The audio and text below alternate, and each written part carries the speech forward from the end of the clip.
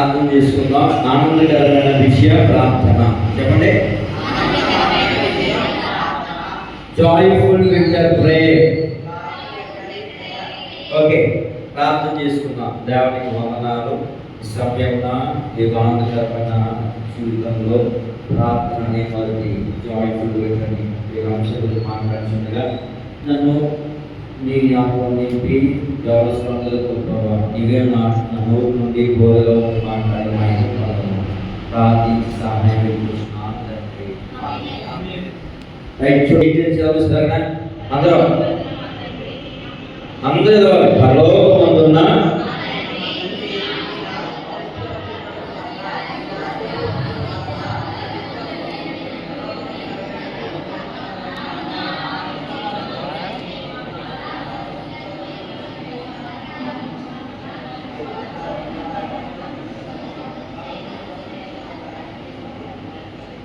తప్పించు.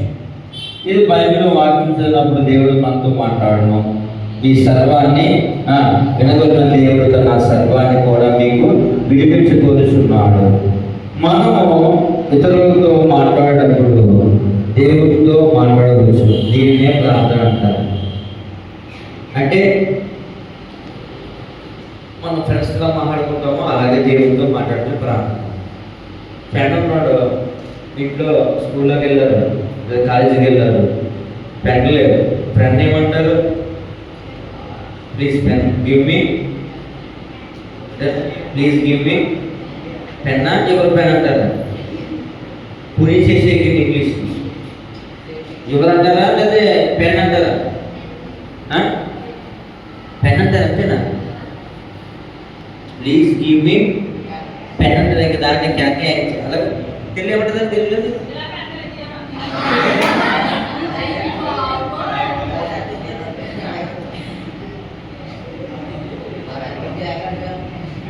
అలాగే మాట్లాడేది ఏమంటారంటే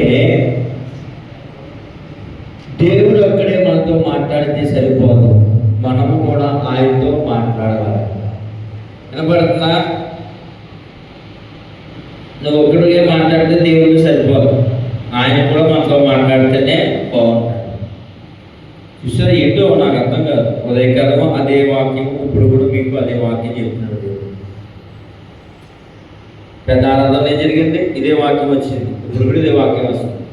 మన పాట కూడా ముగించబడి కొత్త లెసన్లోకి వెళ్దాం. ఇక్కడ ఏమంటే దేవుడు అక్కడే మనతో మాట్లాడితే సరిపోదు, మనం కూడా ఆయనతో మాట్లాడవలేను. మనము జయ జీవితము పొందకునవలని ఉన్న అది కేవలం ప్రార్థన ద్వారా సాధ్యము. ప్రార్థన విజయాన్ని వద్ద మనము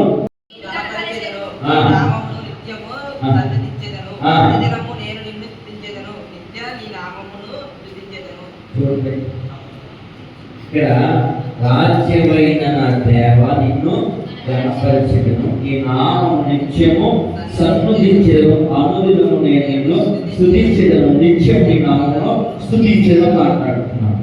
అయితే బట్టనవే మీ బట్టనే చూపిస్తుంది సార్ అంట కదా. ఫస్ట్ మనం స్కూల్లో నేర్చుకుంటుంటే ఇది బట్టలు అంటే వాటర్. స్కూల్లో మనం ఏం చేసుకున్నాం? తిరిగి ఆయన ఎటువంటి వాడు తెలుసు కనుక ఆయనను పొగడి మాట్లాడుతా సర్వసాధారణ. అయితే ఉదాహరణ, ఆయన ప్రేమగల వాడు, మంచివాడు, సమస్తము చేయగలిగిన వాడు, కనికరము గలవాడు, పరిశుద్ధుడు, సర్వ జ్ఞాని, జవాబిచ్చేవాడు అని ఆయన స్తుతించవలయును. దీనినే స్తుతించుట, కీర్తించుట అని అంటారు. ఇక్కడ ఏంటంటే ఈ బొట్టనవేలు ఏం చేస్తుందంటే దేవుడిని స్తుతిస్తారు. ఏం చేస్తుందంటే దేవుడిని స్తుతిస్తారు. అంటే ఎప్పుడు మనకి బొట్టనవేలు చూస్తుంటే అంటే బొట్టనవేలు చూసినట్టే ముద్ర ఉంది, దేవుడిని స్తుతించాలి. చెప్పండి, మన చేతిలో ఉన్న బొట్టనవేలు చూస్తే మనకి ఏం గుర్తు రావాలి? దేవుడిని స్తుతించాలి. రైట్, రెండు చూద్దాం. యోహాను సువార్త 1:9. వాడి యోహాను ఇష్టముగాను అంగీకారముగాను గురువులాగా నామములో ప్రార్థిస్తున్నాను